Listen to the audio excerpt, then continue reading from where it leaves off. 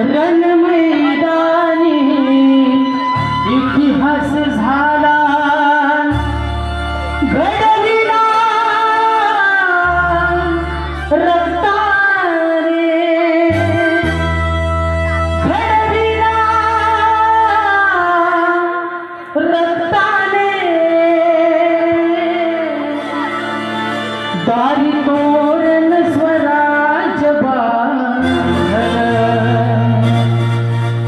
जिजाऊच्या त्या शिवबाने, दारी तोरण स्वराज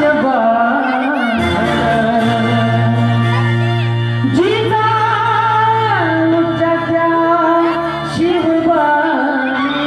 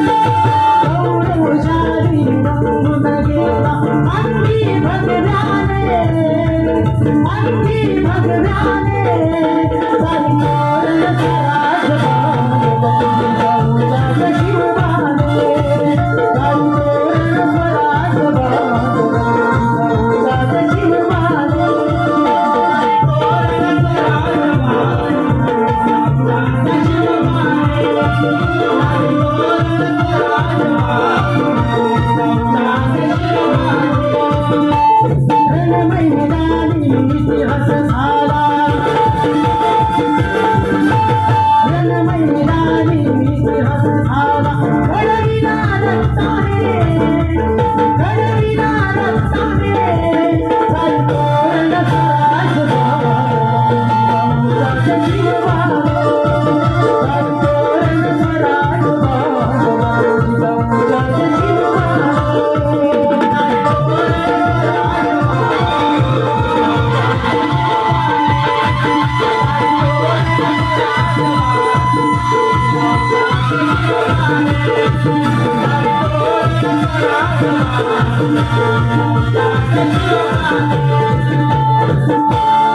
दारी तोरण स्वराज बांधलं जिजाऊच्या त्या शिवबाने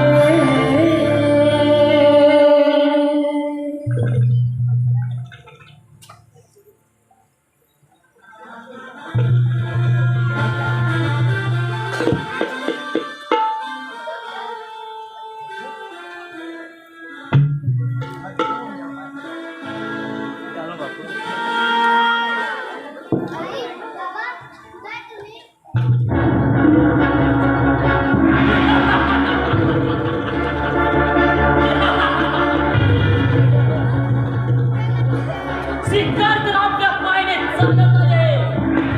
या संधीचा फायदा घेतलाच पाहिजे.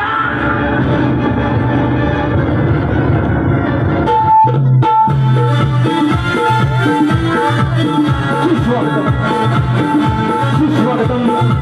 सुस्वागतम श्री केदारनाथ प्रसन्न वरदाने रंग देवता ने रसिक जमात विनम्र अभिवादन करून श्री बाबू भागवत गुडेकर प्रस्तुत श्री केदारनाथ रमण नाट्य मंडळ सावंत गुडेकर वाडी सहर्ष सादर करून श्री नितीन कांबळे लिखित एक काल्पनिक वदनाट्य अखेर अंत अत्याचाराचा अखेर अंत अत्याचाराचा अखेर अंत अत्याचाराचा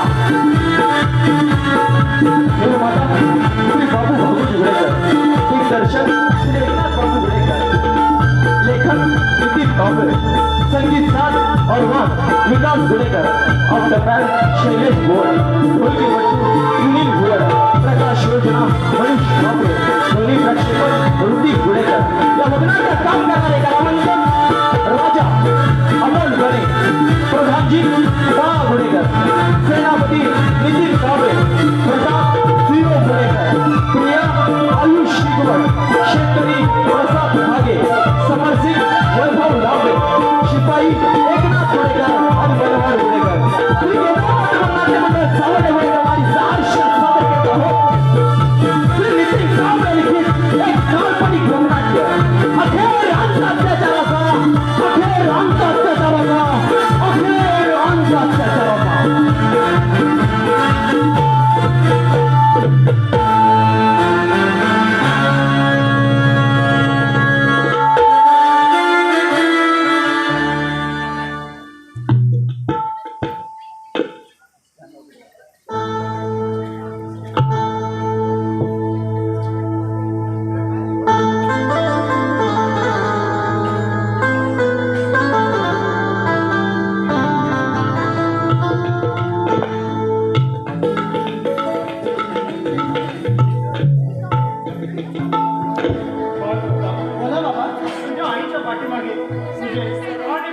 संगोपन करता करता मी फार थकून गेलोय रे. बाबा अशी कोणती गोष्ट आहे की तुम्ही थकून गेलात? बाळ कसं सांगू तुला, या राज्याची जबाबदारी परंपरेनुसार आता माझ्यावरती आहे. या राज्यातील त्याचा सुखी समाधी व्हावी म्हणून बरेच परिश्रम घेतले. पण काय बाबा? बाळ प्रताप, पण आता या राज्याची परिस्थिती खूप वाईट झाली रे. मी पूर्णपणे हरून गेलोय. या राज्याची भूक भागवता भागवता म्हणजे आपल्याला नक्की म्हणायचं तरी काय? प्रताप, तुझ्या खांद्यावर जबाबदारी देण्याएवढे बळ अजून तुझ्या अंगात नाही. तरी तू सावध राहा म्हणून तुला सांगतो. बाळ, आपल्या राज्यावर पुन्हा वाईट सैतानाची नजर पडली आहे. ते आतापर्यंत शेतकऱ्यांकडून धनधान्य लुटत होते, पण ते आता हरमखोर तरुण मुलींना घरातून घेऊन जाऊन त्यांच्यावर अत्याचार करत आहेत. त्या लहान मुलांनाही सोडत नाही. मला इतर मुलींप्रमाणे माझ्या पिण्याची सुद्धा काळजी वाटते. तुम्ही काळजी करू नका, सर्व काही ठीक होईल. तुमच्यासारख्या पराक्रमी राजाचे रक्त माझ्या अंगात आहे. जे घडतंय त्याला आपण योग्य उत्तर देऊच.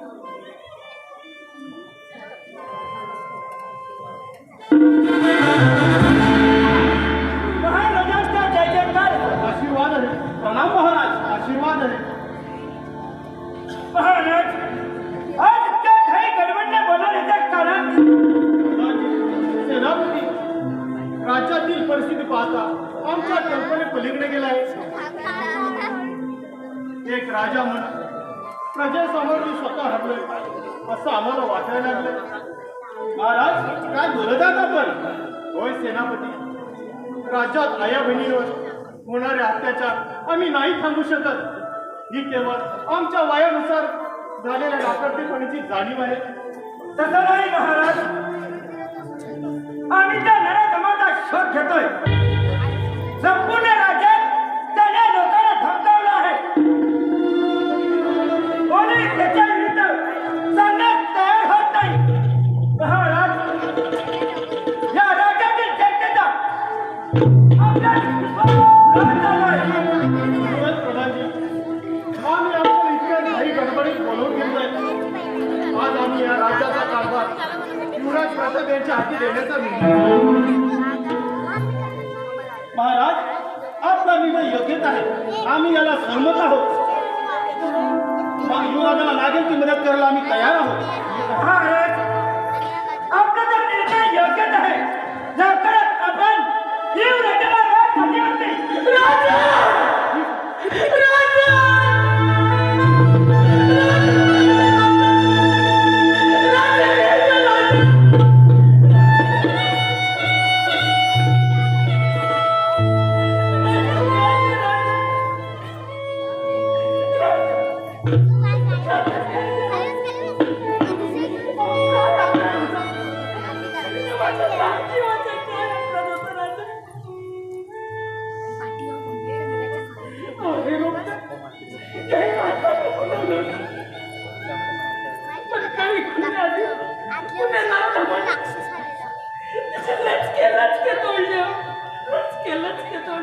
प्रधानजी, सेनापती, काही झालं तरी या शेतकऱ्यांना त्यांचा न्याय मिळालाच पाहिजे.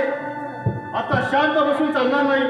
गरिबांचे लटके तोडणाऱ्या त्या हरामखोराला सोडू नका. बाबा, आम्हाला आज्ञा द्या, नाही त्या नराधमाचा शील भयाला केलं तर नावाचा प्रताप नाही. युवराज, आपण शांत व्हा.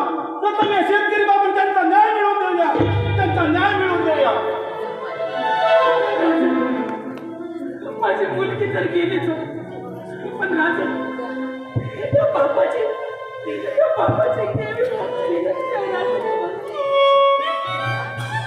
पुन्हा बापासमोर यापुढे त्याच्या लेकराचा जीव असा टाळणीला नका लावू राजा. असं टाळणीला नका लावू.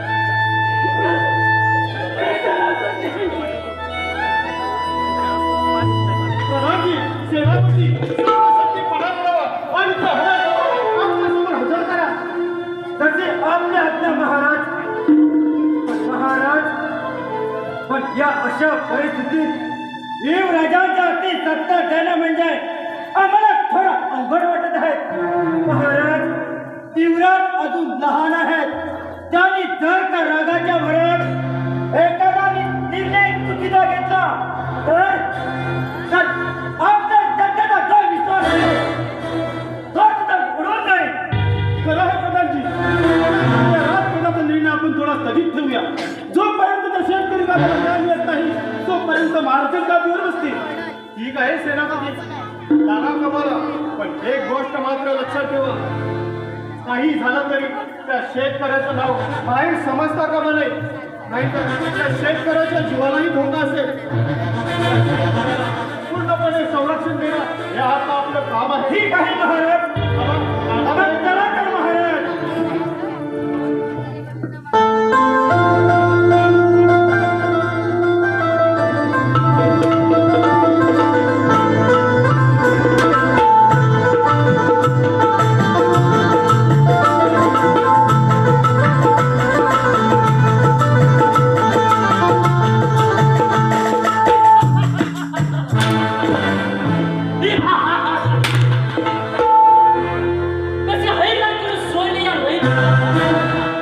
मोठा विश्वास होता जनतेचा त्याच्यावर होगा होता.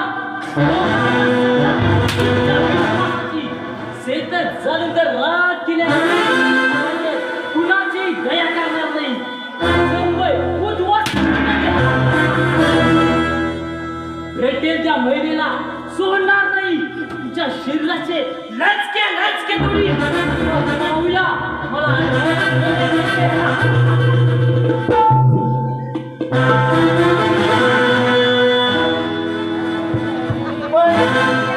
जी सरदार.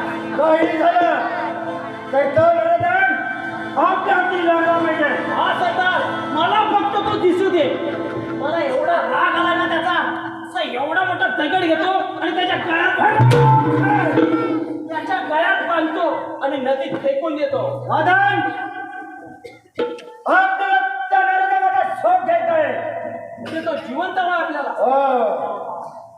जिवंत व्हायचं काय रे मूर्खा? काय सांगतात ते? जिवंत जिवंत हवाय. हा. कारण का मेलेला हे खात नाही. अरे नाही बेटा. अरे त्या माणसाला पकडायचा. माणूस आहे. मग तुला काय वाटलं? मला वाटलं बकरा वगैरे त्या बघतो. होय.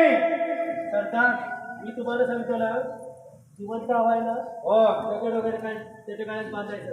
मग काय करायचं? फक्त 2 मीटर रस्सी देऊ. कशासाठी? फक्त मालावर. म्हणजे तो मान आवळून मरणार नाही. मूर्खा कुठला. रामखोड अरे वेड्या, नुसता अत्याचार करतोय तो. कारण तो या राज्यात खूप अत्याचार करत सुटला आहे. अशोक करतोय. लहानपणासाठी त्याने खूपच अन्याय केला. किती अभिषेक राहिलेला वाटतं. त्याने या राज्यात कशात निर्माण केले आहे.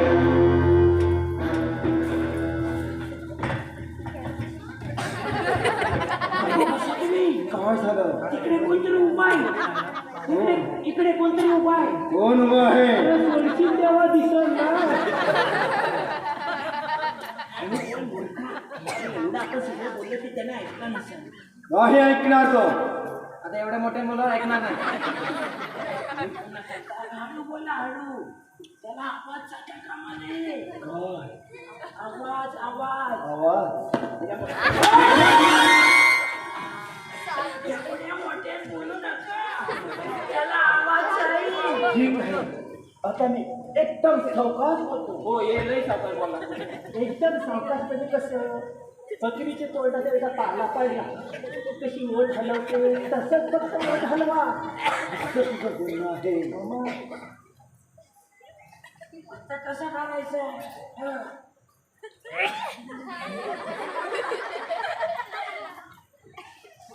हसण्यासारखं काय नाही. हसण्यासारखं नाही. माझं माझं लक्ष म्हणजे तुमचं म्हणणं आहे की आपण सावकाश बोलायचं. आणि तुम्ही काय करा, मी पुढून जातो, तू मागून थांबले आणि तुम्ही मध्येच जाऊन त्याला बघा. कसं आहे? दोघांच्या मध्ये कसं हो, तसं म्हणजे तुम्ही मधून गेलात ना तर तुम्हाला धोका नाही होणार. कळलं नाही, त्याला रागीट माणूस असला तर वाईट करेल ना तो.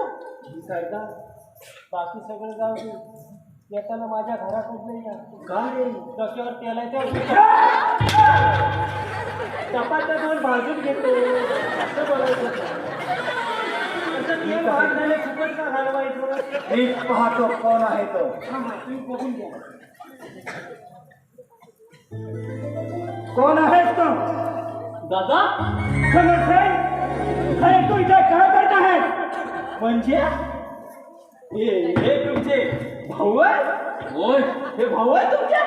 अरे हा माझा भाऊ आहे. सक्का भाऊ आहे तुमचा? अरे सक्का भाऊ. म्हणजे सरदार, काय? बाबाचा मुलगा तो. हे नागरा का आका कृष्ण आहे. अरे माझा सक्का भाऊ. सक्का भाऊ आहे. बाबाचा अरे मुलगा. आपल्या जगात एकच बाप आहे. हा, म्हणजे तुमचं जावळ उशिरा केली. होय. काही प्रश्न नाही. अरे तुझ्या बोलण्याचा अर्थ माझ्या ध्वनी नाही आला. हे पुढे लहान मुलाचा जावळ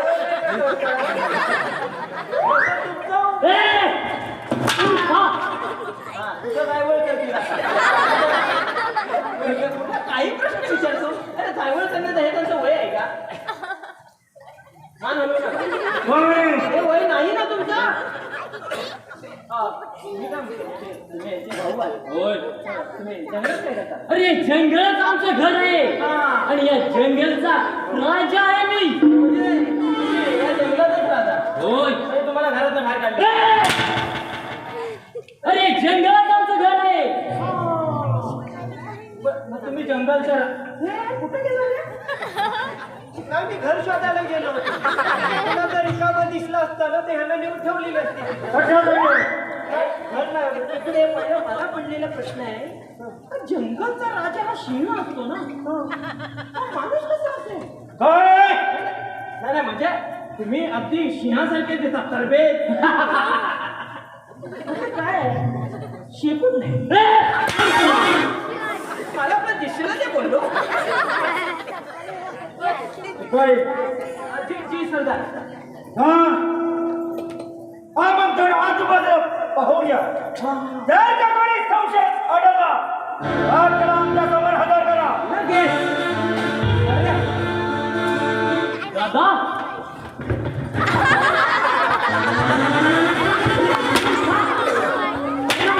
दिसत ना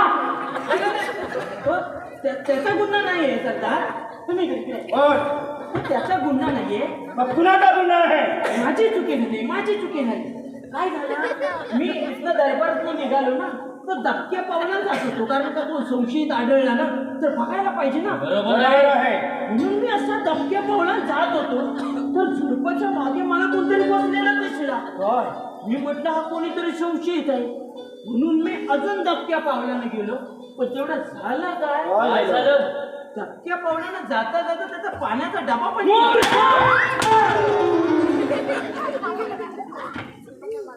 दादा कसा वाटला माझा दरारा उडवला ना तुझ्या त्या राजाच्या अंगाचा थरकाप. दादा तुम्ही घाबरू नका, राजाने त्याच्या मुलाच्या हाती सत्ता देण्याआधीच त्याला असे झटके देतो की तो स्वतःहून या राज्याचा कारभार तुमच्या हाती देईल. समर्थन पण त्या शेतकऱ्याच्या मुलीचा जीव गेला तर शेतकरी महाराजांपर्यंत पोहोचलाच कसा काय? आणि जर काय असं चालत राहिलं तर एक दिवस तू ही सापडशील आणि मलाही फसवण्यात करशील. दादा तुम्ही चिंता करू नका, तो शेतकरी पुन्हा राजकारणात येणार नाही आणि यापुढे कोणत्या शेतकऱ्याची हिंमत सुद्धा होणार नाही आपल्या विरुद्ध पुरावा देणे. शाबास शाबास समर्थन. यापुढे कोणताही काम करताना तो पुराव्यासहित नष्ट झाला पाहिजे.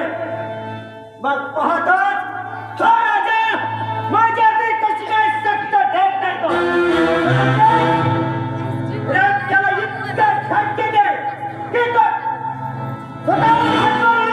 त्याने या राज्याची जबाबदारी माझ्याकडे दिली पाहिजे. होय दादा, हरण कोण राज्यासमोर जातो काय पाहतोस कसं जातो ते.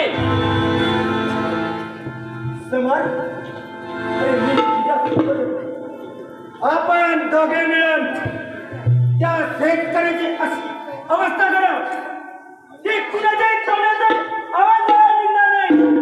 जर समजते कोणी येण्याच्या तिथून आपण निघायला पाहिजे. दादा या राज्यात रक्ताचा सडा पडू पण त्या राज्याला त्या राज्यपद सोडायलाच लावू. जर समजते चला दादा.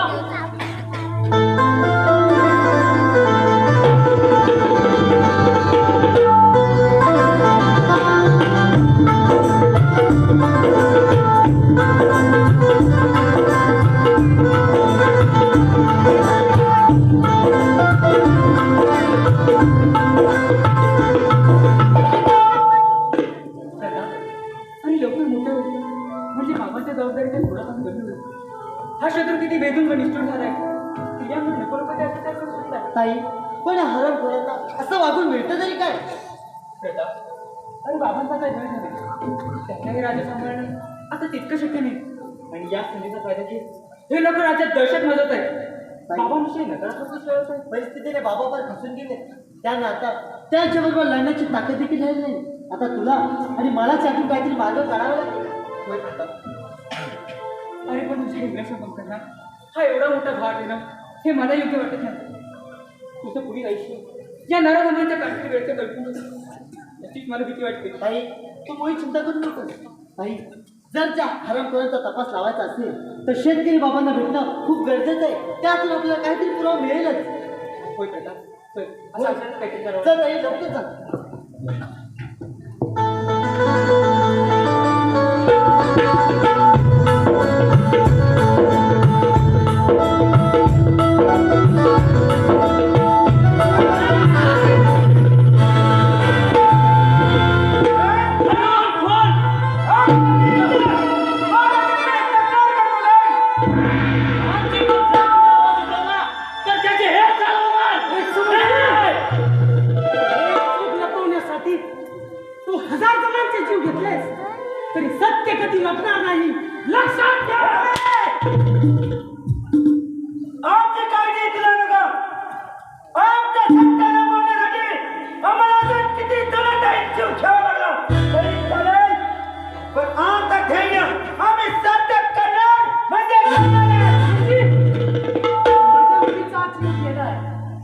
आणि तो मी माझ्या डोळ्याने पाहिलाय.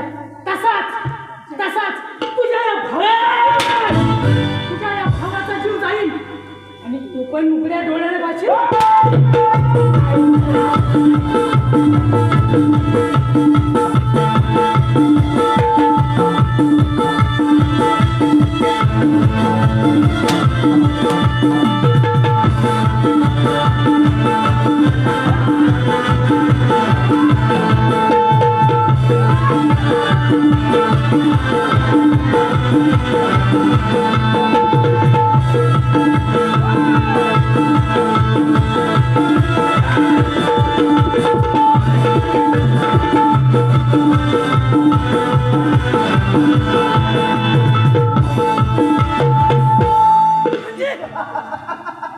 एक गोष्ट लक्षात ठेव. हा जीवा छत्रपती शिवाजी महाराजांच्या विचारांचा आदर्श ठरवून माझा जीव गेला पण कुठील कारस्थान हे जर महाराजांसमोर नाही आणलं तर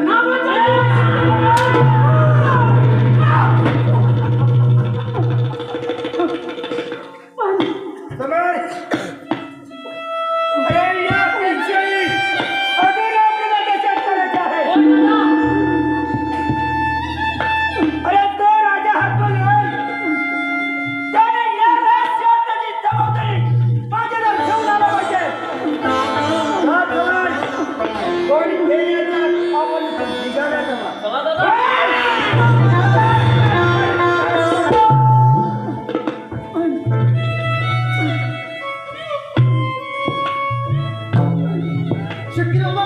शकील बाबा बाबा बोला कुणी मारलं तुम्हाला? त्याचं फक्त नाव सांगा बाबा. बोला.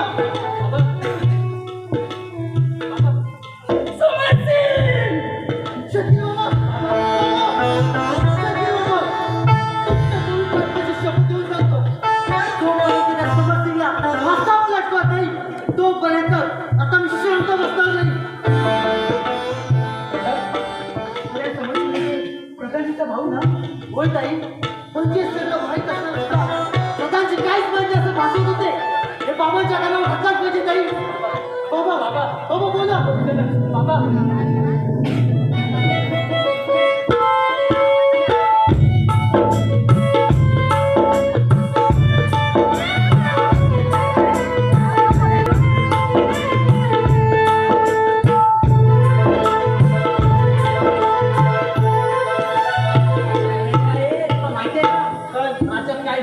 काय झालं काय? अरे ज्या मुलीवर अत्याचार झाला ना आणि तिच्या बापाला पण मारलं. कोणी? अरे काय माहित कोण मारतो तुझ्याला काम नाही. अरे वेळाच काय हा कोणतरी आपल्यातच असेल. कारण का असली माणसं आहेत ना आपल्यातलीच असतात. आपल्या माणसाला माहिती असतं आपल्या माणसाचं दुःख काय असेल. हे वर्षच करा पाहिजे. पण तुला सांगतो ना पाऊस म्हणजे ह्या वर्षी लागलाय ना पाण्यासारखा लागला पाऊस. काय? पाण्यासारखा पाऊस लागला. पाण्यासारखा पाऊस? पाऊस पाण्यासारखाच लागतो वेळेला. पाऊस लागायची पद्धत काय? अरे शिमग्यात चालू झाला ना तो दिवाळीच्या चकल्या बिकल्या खाऊनच गेला. आणि त्याच्यात काय आलंय पाऊस लागायचा लागू दे. अरे या बुट्ट्याने नको जीव केली नाही. काय म्हणतोस काय? अरे वाडी फिरायला लागले बुट्टे वेळेला. तुला माहित ना वाडीत बिबटे फिरायला का लागले? अरे पूर्वी कसं लोक शेती करायचे रानं मोकळे असायची आणि बिबट्या कसा पातळ कातडीचा प्राणी आहे ना त्याला मोकळ्या रानात फिरायची सवय. त्याच्यामुळे आता रानं मोकळी नाही ना. तो बघायला गेला माणसं गेली कुठं तर त्याला समजल्यानंतर की माणसं बाहेर गेली सगळी शहराकडे गेली. त्यानं तिकडं आला ना वाडीत तेव्हा त्याला दोन बायका बोलताना दिसल्या का बुवा आता आम्ही दोघीच बायका उरलेल्या आहेत. उद्या मेल्यानंतर न्यायला पण कोण नाही. मग त्याच्यामुळे झालं काय बिबट्या घरीवर लागली रडायला लागला बिबट्या. आणि मग तो शहराकडे गेला. शहराकडे गेला तिकडं बघतो की तिकडं पण आपली माणसं नाही. काय म्हणतो हा आणि मग बिबट्या विचार करायला लागला आपण शहराकडे पण माणसं नाही मग गेले कुठं. तर माणसं आता शहराकडे गेले ते गावाला परत आणण्यासाठी आहे ना तो गेलाय. हा आता गॅस बी संपलेत ना तिकडनं बोटी बांधणार तू इकडे घेऊन गेला. काय बघतोस का आणि आता महाराजांची वेळ झाली.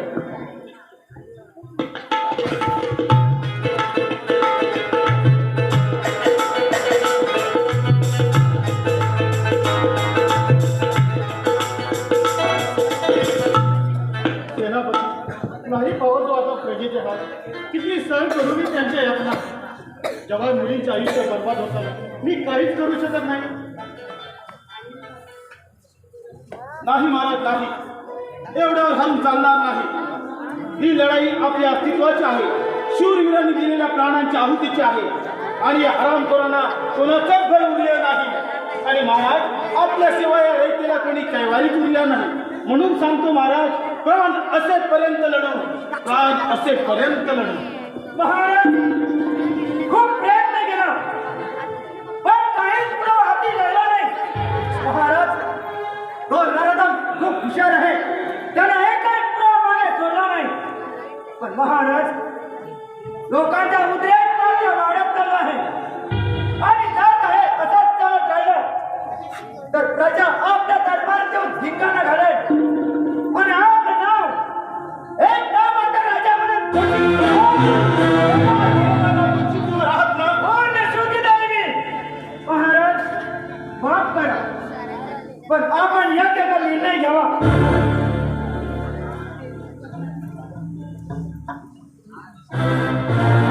आम्ही शेतकऱ्याला भेटण्यासाठी गेलो होतो त्यांनी सांगण्याआधी त्यांचा कोणीतरी खून केला बाबा पाहिलं महाराज आम्ही सुद्धा खूप प्रयत्न केला पण तो नरदम आमच्या हाती लागलाच नाही प्रधानजी, आपण तयारी करा उद्याच त्या हरामखोराला या कृष्णेच्या खोलीतून शोधून काढायचा मी आणि काही दक्षिणेच्या दिशेने येतो तुम्ही उत्तरेच्या दिशेने प्रत्येक दराकडे छापा मारा काहीच झालं तरी तुम्हाला तो मामला मी सुट्टा कामा नये शाबास शिवराज शाबास येतो आम्ही या आपण अरे काय बोलून गेला म्हणजे आम्ही समजलोच नाही सेनापती आम्ही शेतकऱ्याला भेटायला गेलो होतो पण भेटायला गेला असताना शेतकरी शेवटच्या श्वासावर ठरला होता पण प्राण सोडता सोडता त्याने समर्थ असा नाव घेतला काय समरसिंग होय बाबा म्हणजे आपल्या प्रधानजीचा भाऊ होय हे परमेश्वरा ज्यांच्यावर आम्ही विश्वास ठेवला तेच कल्याण निघाले खरा माणसा खूप मोठा डाव खेळलास तू खूप मोठा डाव खेळलास सेनापती शेतकरी राजदरबारात आला असता आपल्या व्यतिरिक्त कुणी दरबारात नव्हतं मग शेतकरी न्याय मागण्यासाठी आपल्या राजदरबारात आलाय हे त्या हरामखोराला कळालंच कसं कारण शेतकरी दरबारात येण्याआधी दरबारातील प्रत्येक बाबतीत प्रधानजी त्या नारायण म्हणून सांगत होते माझ्या वृद्धपणाचा गैरफायदा घेऊन त्या हरामखोरांनी आमचा विश्वासघात केलाय महाराज चिंता करू नका आम्ही तुमच्या सोबत आहोत तुमच्या केसालाही धक्का लागणार नाही याची जबाबदारी आमची बोलत सेनापती मी आपल्या उद्याच्या नियोजनाबद्दल बोललो म्हणजे प्रधानजी जाऊन हे त्याला नक्कीच सांगणार आणि तो आमच्यावरती हल्ला करण्यासाठी येणारच तुम्ही मागोमाग घेऊन आम्हाला साथ द्या उद्याच त्या हरामखोरांना रंगी हात पकडू प्रिया, पण तुझ्या जीवाचं काय गरवाईट झालं तर मी पूर्णपणे बरबाद होऊन जाईल सेनापती तर हाताच्या फोडाप्रमाणे जपलेली तिला राज्यातील तरुण मुलांचे अब्रूचे घाव मनाला जखमा देऊन गेले आणि त्यात मी माझ्या मुलीचा जीव धोक्यात टाकतो बाबा अगोदर तुम्ही बोलताय तुमच्या राणी लक्ष्मीबाई आणि जिजाऊ ज्यांच्या टाकल्या आजचा प्रवास केला माझ्यासारख्या असंख्य मुलींच्या आवडत्या जिंकायला मी वाचत नाही त्यांचे होणारे हात मी माझ्या डोळ्यात बघते हे दृश्य समोर करत असताना मी माझ्या जीवाची पर्वा करू बाबा तुम्ही काळजी करू नका माझ्या ताईच्या पाठीमागे हा तिचा भाऊ खंबीरपणे उभा आहे तिच्या केसाला धक्का लागणार नाही याची जबाबदारी मी घेतो पण आता आपल्या काठी बसून पाहिजे ठीक आहे सेनापती आता सर्व जबाबदारी आपल्यावरती आहे युवराजांच्या पाठीमागे खंबीरपणे उभे राहून त्यांना साथ द्या आई भवानी आपल्या पाठीशी आहे चला दादा येईल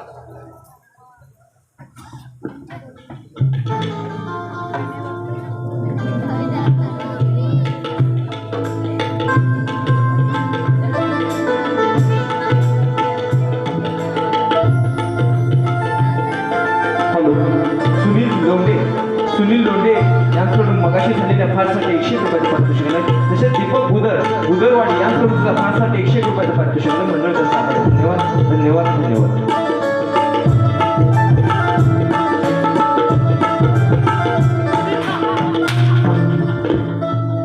पाहिलंच राजा तुझ्या राज्याची काय अवस्था करून ठेवली आहे आणि अजूनही तुला कुमकुमे असेल त्याच्या कुटुंबावरच घाव घालतो.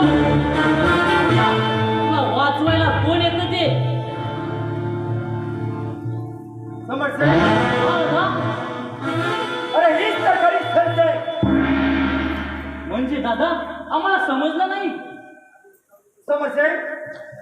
आज अत्याचार करणारा नराधमा म्हणजे तुला पकडण्यासाठी राजकुमारी प्रिया व राजकुमार प्रताप येणार आहेत. या संधीचा फायदा घेऊन आपण त्या दोघांचाही इथेच काटा मारूया. आज त्या राजकुमारीच्या मधमस्त जवानीचा गंध लुटतो आणि तिची अशी अवस्था करतो की यापुढे आपल्याकडे वरमान करून पाण्याची कुणाची हिंमत नाही झाली पाहिजे. जबरदस्त समरसिंग. अरे जर काय असं झालं तर या कधीचा राजा मी आणि तू तुझ्या मनाला वाटेल तसा वाग. मी बाकीच आहे ना सांभाळ. आम्हाला तुमच्याशी संशय आलाच होता, पण आज खात्रीच बदली. आपल्याच घराच्या भिंती नाजूक झाल्या तर तोल आहे ना दुश्मनांची गरज आजपर्यंत आम्ही महाराजांची चाकरी केली आणि तुम्ही मात्र ही राजगादी बघायची. प्रधानजी तुम्हाला इतकं खातच होतं तर बोलाच होतं बाबांना. तसं तर आम्ही तुमच्या हाती असतं. पण तुम्ही तुमच्या अभ्यासापोटी निष्पाप जीवाशी खेळलात. पुढे अल्प काही हे जग पाण्याची बेचिरात केली. हो पुढे फेरा रे बाप. आणि पुण्याआधीच तिला स्वाद घेण्यात जो आनंद असतो तो कुठेच मिळत नाही. कित्येक भाऊ कित्येक बाप आपल्या लेकी आणि बहिणीच्या आयुष्याला फुटले. अरे अभाव आपल्या डोळ्याने पाहिलेले असताना त्यांचं स्वप्न मातीमोल करणाऱ्या राक्षसानो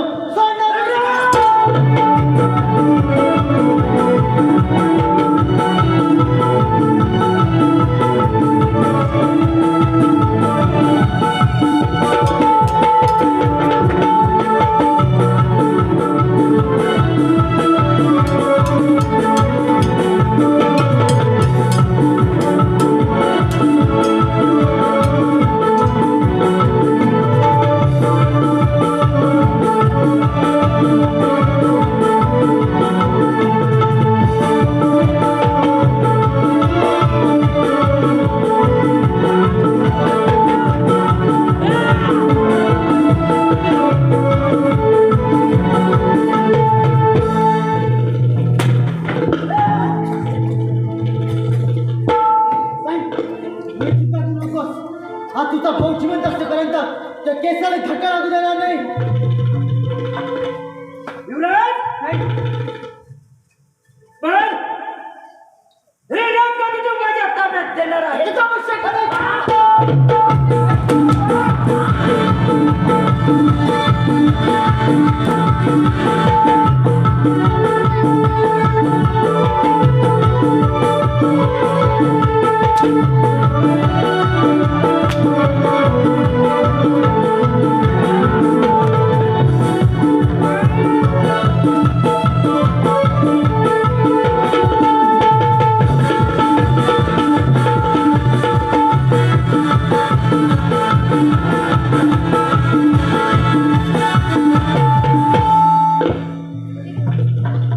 प्रिया आज तुझ्या भावासमोरच तुझे असे हाल करतो. पाहतो तुला वाचवायला कोण येतो ते. ज्या राजाने तुझ्यावर विश्वास ठेवला त्याच्या पाठीत खंजीर लाज नाही वाटते तुला? सेनापती आजपर्यंत आम्ही महाराजांची चाकरी केली आणि ही राजगादी मात्र युवराजाला. प्रधानजी गोरगरिबांवर अत्याचार करून त्यांच्या टाळूवरचं लणी खाणारा राजा नाही. हैवान म्हणतात हैवान. सेनापती प्रधानजी सवासिंग आपल्या भावासमोर याला अशी शिक्षा देतो की हा आपल्या राजासाठी माझ्या मुलाची शिक्षा देतो.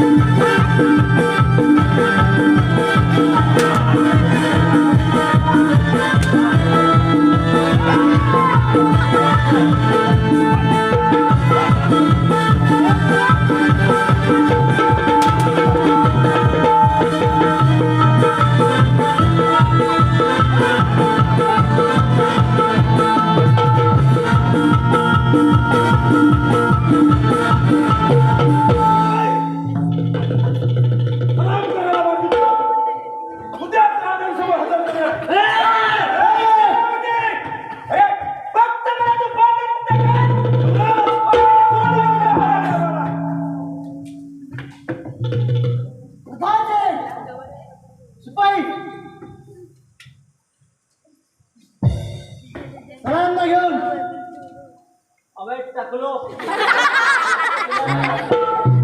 सगळी पाकं करशील मी कुणाला काढणार नाही.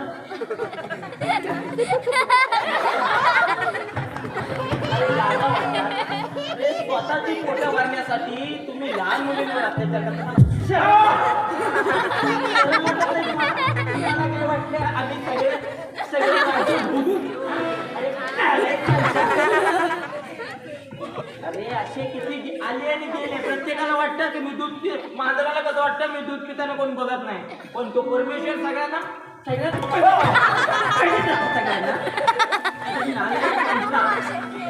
याला सोडायचं नाही बस. नाहीतर हे असले नराधम परत जिवंत राहिले ना तर आपल्याला निस्तार जमा नाकी नवी. बरोबर आहे. काय रे?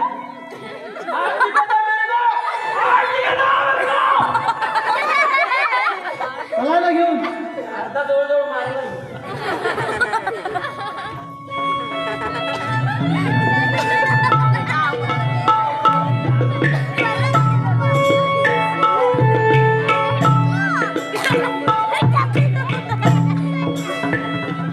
या बारी प्रतापा जाऊ.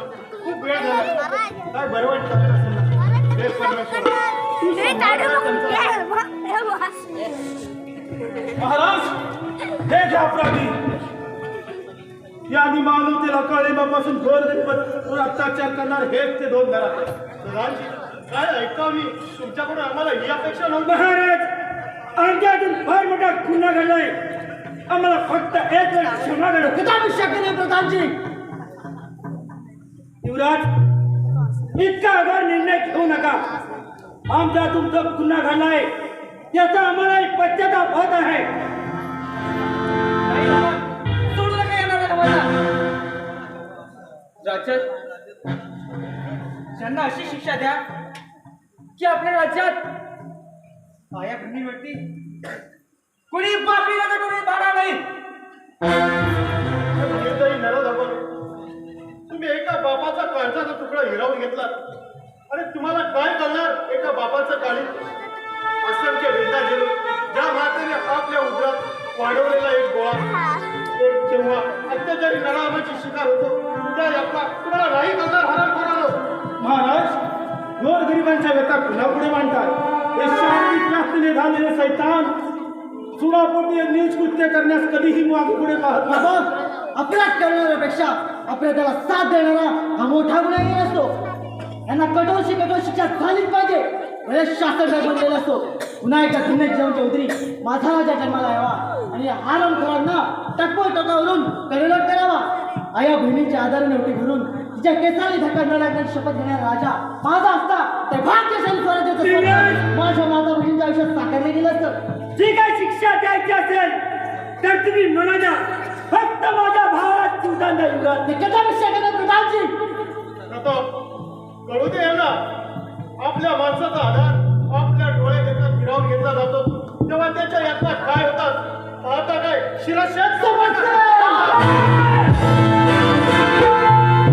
एक दोन नराधम संपले पण असे कित्येक नराधम बिनधास्तपणे फिरत आहेत माझ्या माता भगिनींना आणि तरुण मुलींना. एकच सांगलंय तुमच्या इथे जर कुणी हात घातला तर त्याचे हात जागीच तोडा. तुमच्या पाठीमागे माझ्यासारखे असंख्य भाऊ उभे राहतील. जय हिंद.